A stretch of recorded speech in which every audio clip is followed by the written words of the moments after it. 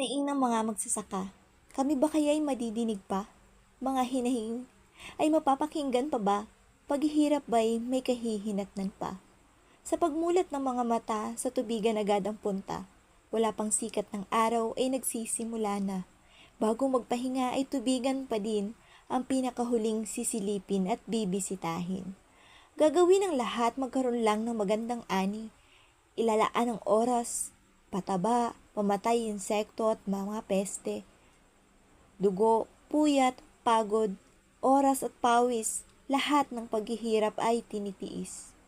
Pagkatapos ay bibigyan lamang ng mababang presyo, lugi pa sa pagod at mga inabono.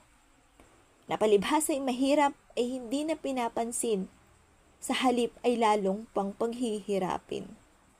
Magsasaka ba'y mapakikinggan pa? Mga hinaing ba'y matutugunan pa? Mga hirap at pagod ba ay dapat na ipagpatuloy pa kung palagi din namang nalulugi, ang pagtatanim ba ay para saan pa? Nawa naman ay may magawa ang ating gobyerno. Pakinggan ang hinaing ng mga magsasaka nyo.